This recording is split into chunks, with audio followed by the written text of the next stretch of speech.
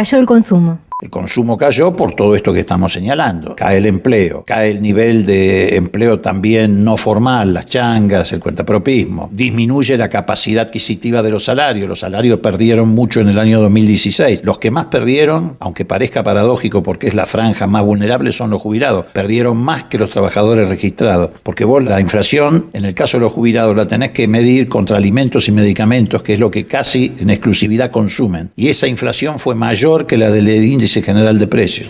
Ahí podemos hacer un paréntesis, ¿no? Conceos que se benefician con el aumento de los grandes supermercados, conceos que se benefician del aumento de los medicamentos que conducen nuestro país en detrimento de nuestra población. Por eso digo, están gobernando contra la mayoría de los argentinos. Están gobernando para una élite, para un grupo muy minoritario. Entonces, retomando el caso de los jubilados, además han perdido el acceso a beneficios, por ejemplo, en materia de medicamentos. Todas esas franjas, las más vulnerables, los más chiquitos, están con el problema que ya no consumen la leche que efectivamente su cuerpo necesita. Los mayores están con las dificultades de que no pueden acceder a medicamentos gratuitos como tenían antes, por lo menos en los más críticos, los crónicos. Tienen muchas dificultades con el PAMI. El PAMI está llevando a los jubilados al hospital público, hospitales públicos que están en una situación de desborde. Los UPA fueron desaprovechados, están sin médicos de cabecera, están vaciados. La situación de la provincia es grave, y lo más grave es la gobernadora que está ausente, salvo en los canales de televisión, para exhibir su sonrisa, pero la verdad es que como gobernadora está ausente. No le preocupa la situación que están atravesando las pequeñas y medianas empresas de su provincia. Han cerrado aproximadamente en la provincia de Buenos Aires 8.000 comercios desde que Macri y Vidal asumieron. El otro día estuve en Salto, que es una localidad agraria, chiquita. El ejido urbano es muy pequeño. En esa localidad solamente habían cerrado 26 comercios, que para una localidad de ese tipo es un disparate. No le preocupa la situación de las pymes, que también están atravesando una crisis enorme. En la provincia de Buenos Aires, la provincia de Macri y de Vidal, han cerrado 3.200 pequeñas y medianas empresas. Estamos hablando de empresas entre 10 y 40, 100, 150 trabajadores. Y ella sigue con la sonrisa, caminando por la provincia de Buenos Aires. Tiene desquiciado el sistema de salud, dificultades desde el punto de vista de la educación. Tiene una ciudad como Mar del Plata. Desgraciadamente, el privilegio que tienen los marplatenses es ser una de las ciudades de la Argentina que tiene mayor índice de desocupación. Y encima, con una administración local, municipal, que es una catástrofe. Nos traen un montón de dinero Mar del Plata. ¿Por qué no se ve reflejado en las calles? Dicen que están bajando un promedio de 6.000 pesos por habitante. Pero yo supongo que los habitantes de Mar del Plata no deben ver ni 60 pesos de los 6.000. En alumbrado, barrido y limpieza, la ciudad es una mugre. Por eso. Y en ingresos ni te cuento. ¿Por qué? Porque efectivamente Mar del Plata no casualmente tiene el índice más alto de desocupación del país. Por la crisis de la industria textil, la pesquera, esto lo hemos hablado muchas veces, la situación del turismo, la desaparición de fines de semana largo, pero además por la particular situación que atraviesan también los jubilados. Ustedes saben que en Mar del Plata tienen uno de los padrones más abultados de jubilados anotados en el PAMI. Esa gente ha perdido toda capacidad de consumo. Entonces, la ciudad está en una situación de depresión. Yo no sé dónde va a parar esos 6.000 pesos. Pero ellos van a tener que dar muchas explicaciones. En esta elección, la lista de Macri, de Arroyo y de Vilma está representando lo que ha sido un fracaso en la gestión municipal, además de lo que ha sido un fracaso en la gestión nacional. Blindaje judicial y mediático para Macri y persecución política para Cristina. No solo para Cristina, la persecución política recae sobre todo el movimiento popular. Sobre los trabajadores también. Por supuesto, hay persecución sobre los trabajadores, hay persecución sobre los medios de prensa que tratan de mantener independencia, hay persecución contra los abogados de los trabajadores. Ellos quieren trabajadores sin beneficios, sin jueces, sin abogados que los defiendan, sin organizaciones sociales. Es por lo que vienen ahora. Si ellos llegaran a ganar la elección, vienen por una reforma laboral como la de Brasil, con jornadas laborales de 12 horas, con contratos interrumpibles. Venía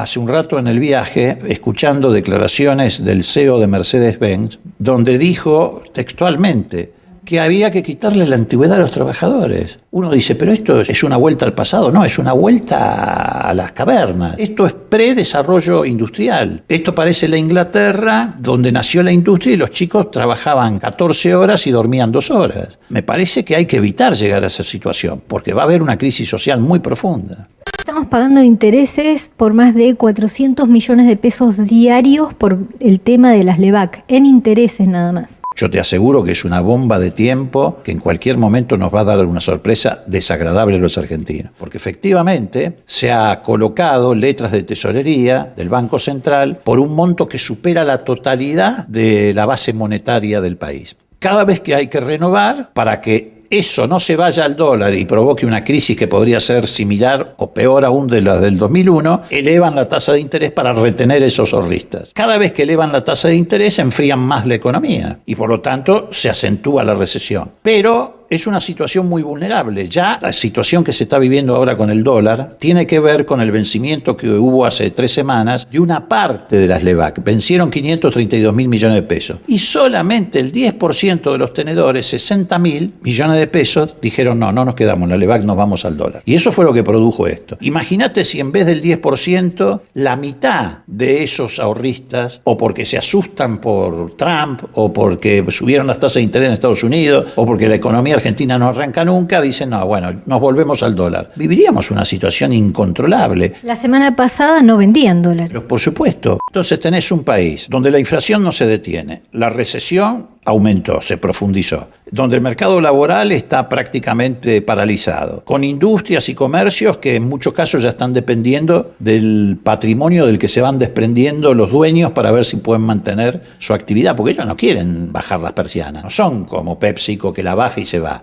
El pequeño, mediano comerciante industrial tiene una relación laboral distinta con sus trabajadores, con su comunidad. No es que cierra, dice, bueno, váyanse todos, muéranse de hambre y yo hago lo que quiero. Entonces están comprometiendo patrimonio personal para sostenerse, pero ¿cuánto tiempo más pueden hacer? Personal, psicológico, todo lo que significa construir con tus empleados, que son tus compañeros, para poder salir adelante. Que no son un número. No, que no son un número, que en muchos casos hay empleados, por eso es un disparate lo que ha dicho este CEO de Mercedes-Benz, en el sentido de que hay que eliminar la antigüedad. Hay empleados o trabajadores en las empresas que conocen más a los proveedores, a los clientes, el movimiento de la empresa, que el propio dueño, porque hace años que están al frente de un departamento, de un área, o detrás de un mostrador atendiendo a proveedores y clientes. Quieren destruir la fuerza laboral de la Argentina, quebrarla, quieren llevarla a una situación parecida a la que están empujando Brasil. Ellos quieren una sociedad donde funcione la meritocracia. Llega el que puede. ¿Y quién es el que puede? El que comió bien de bebé, el que pasó por una escuela bilingüe, el que estuvo rodeado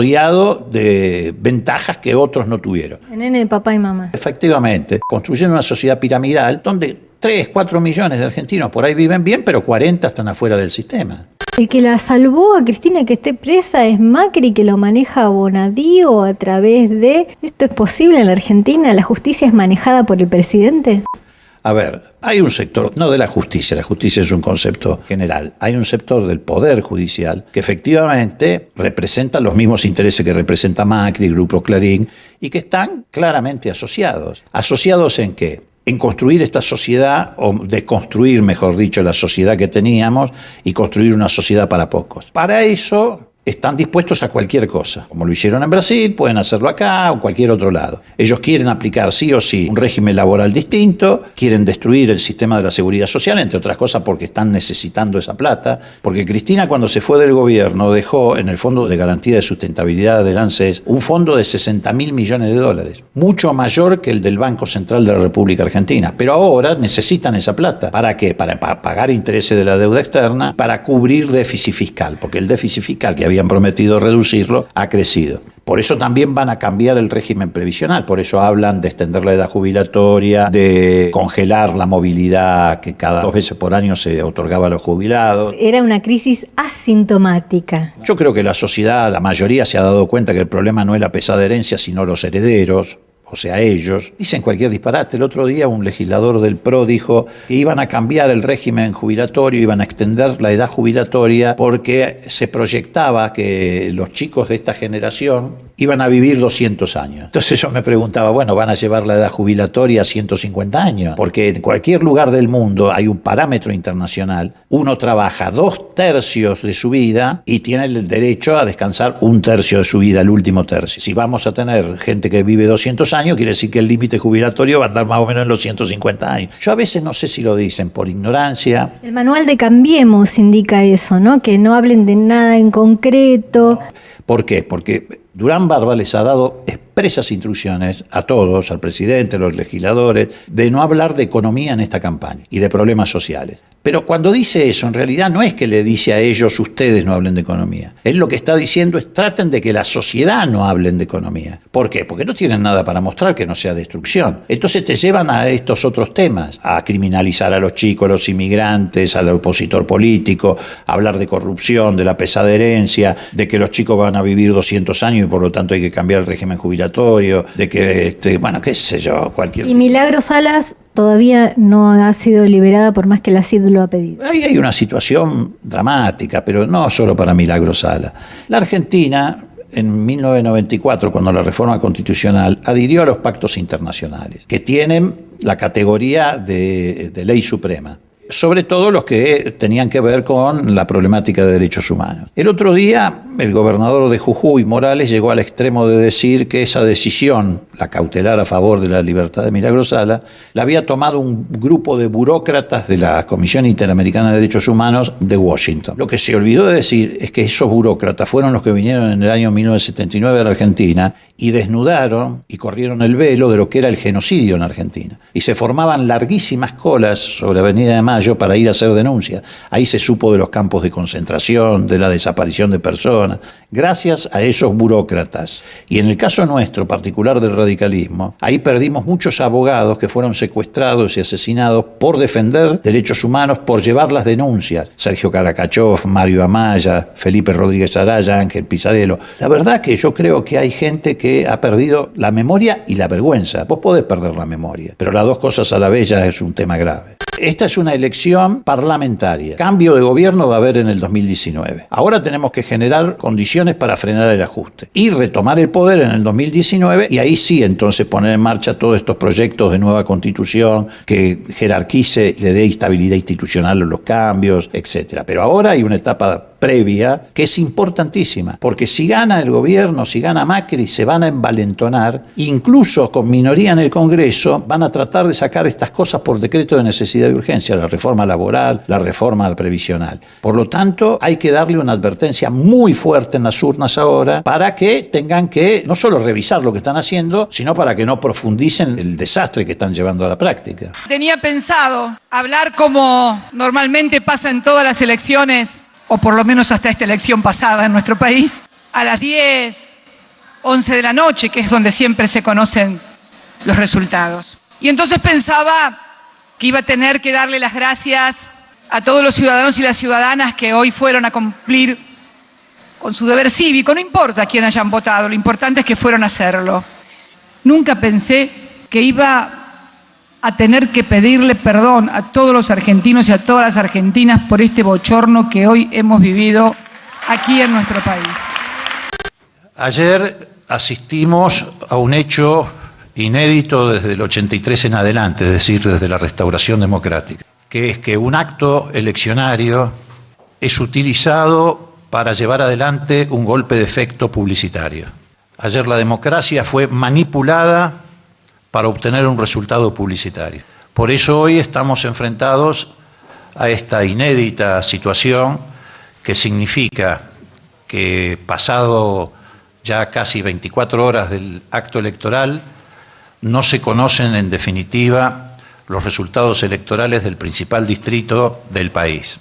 Esto que hemos vivido hoy, este montar un show para que salga en el horario prime time de la televisión, como si se tratara de un timbreo o como si se tratara de subirse a un colectivo para simular algo, es por sobre todas las cosas una ofensa a la democracia y a todos los ciudadanos y ciudadanas que hoy fueron leal y honestamente a depositar su voto, y lo que menos se merecían era conocer cuál era el resultado de las elecciones en la provincia de Buenos Aires.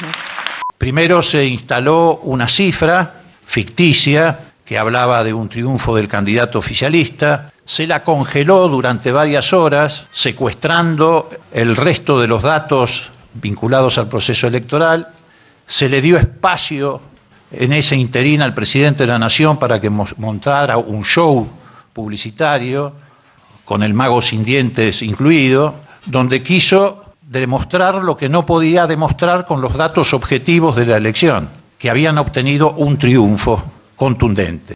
Y el resultado en las elecciones parlamentarias de la provincia de Buenos Aires es que hemos ganado las elecciones Unidad Ciudadana.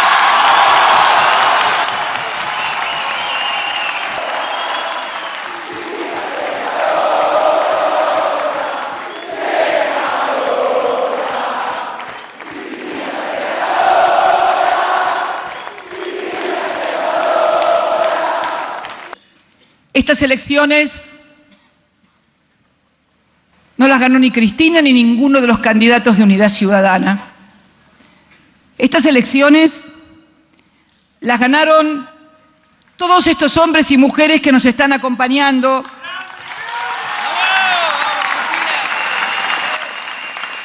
De cada 3 ciudadanos y ciudadanas, 2 le dijeron no al ajuste.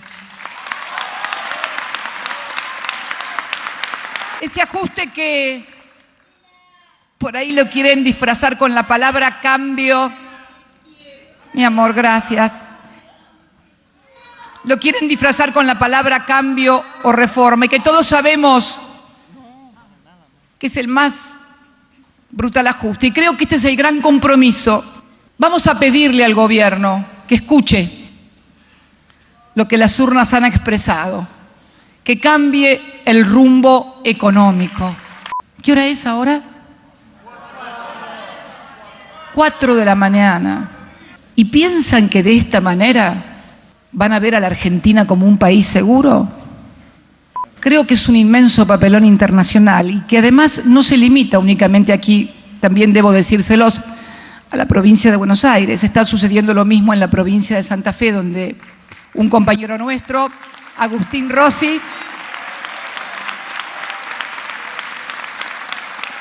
está a 0,8 y todavía faltan que le ingresen el 17% de las mesas de Rosario. Y bueno, y con todo lo que pasó, lo único que nos hicieron festejar a las 6 de la mañana, estábamos solos, porque a las 10 de la noche habían dicho que ganaban por 5 puntos de ventajas y contundente victoria de Cambiemos en Santa Fe, ¿no? Bueno, vos pudiste festejar, acá festejamos también, pero porque tenemos los números nosotros, pero acá nos hicieron lo mismo. Hicieron una suerte de psicopateada a la sociedad en general porque montaron una cosa que no existía, cantaban, bailaban, pusieron ganar, y más, mencionaron que habían ganado Santa Fe a las 10 de la noche. Yo creo que ellos trataron de transmitir ese domingo en la noche: ganamos Capital, ganamos provincia, ganamos Córdoba, ganamos Santa Fe, los 4 distritos electorales más importantes. Ese mensaje es distinto a decir ganamos Capital, pero perdimos provincia, ganamos Córdoba, pero perdimos Santa Fe. Bueno, acá nos dijeron que habían ganado Buenos Aires, que es ahí cuando advertimos... Que algo pasaba. Ustedes habrán advertido que en esa euforia el presidente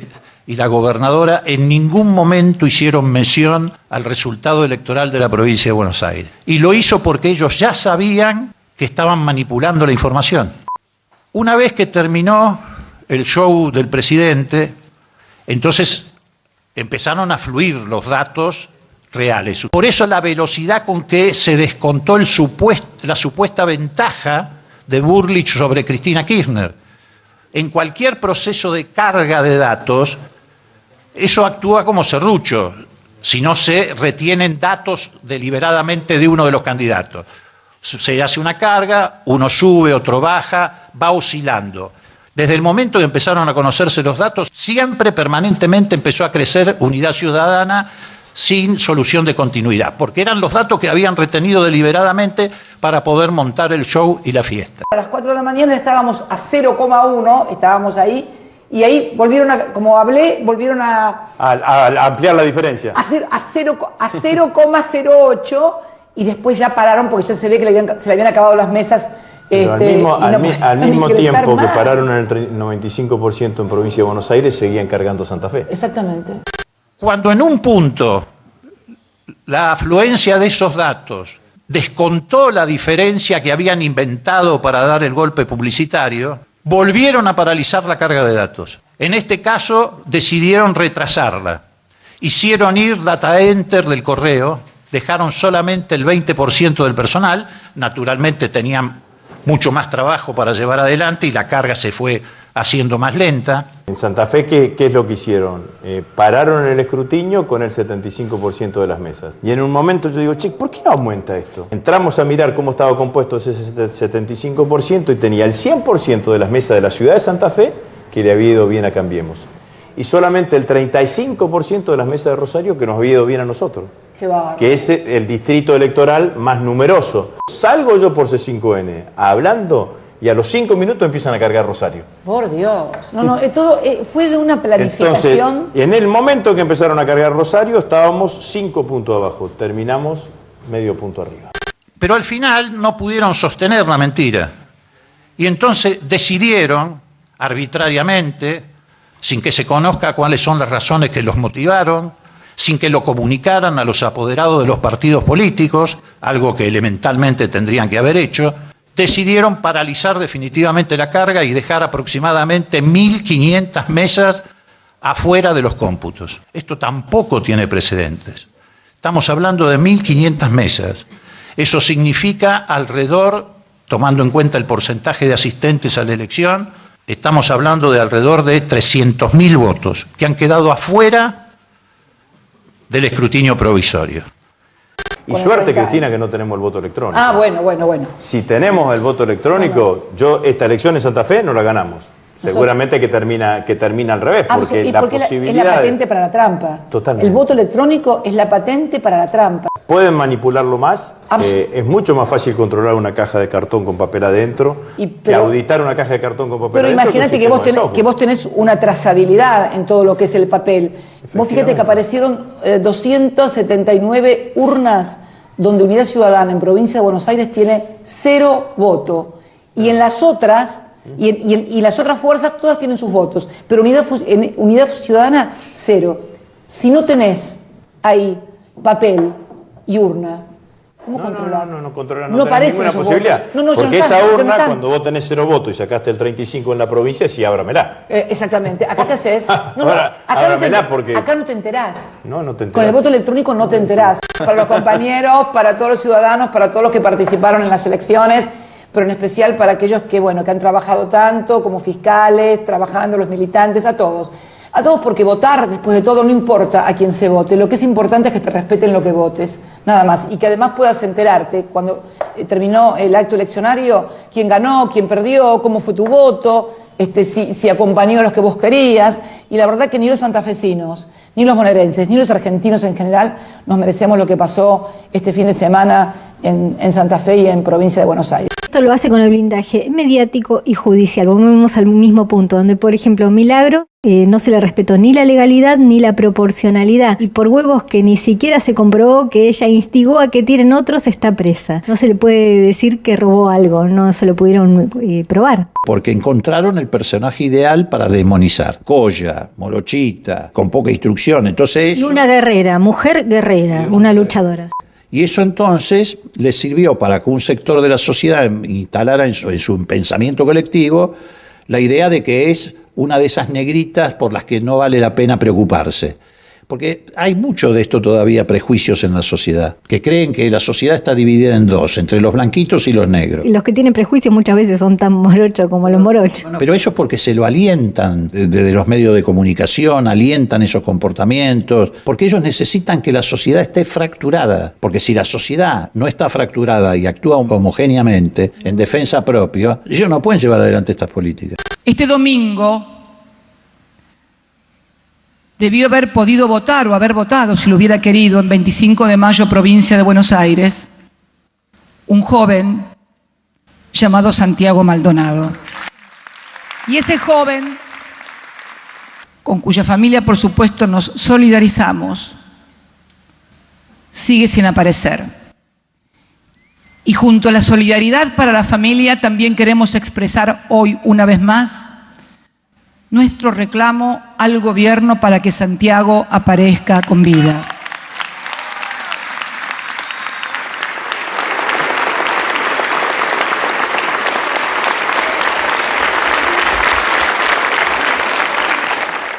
Milagrosala aún presa también, sin cumplimentarse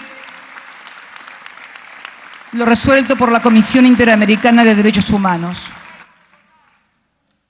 La verdad que presos políticos y desaparecidos, eso sí que nunca me lo hubiera imaginado.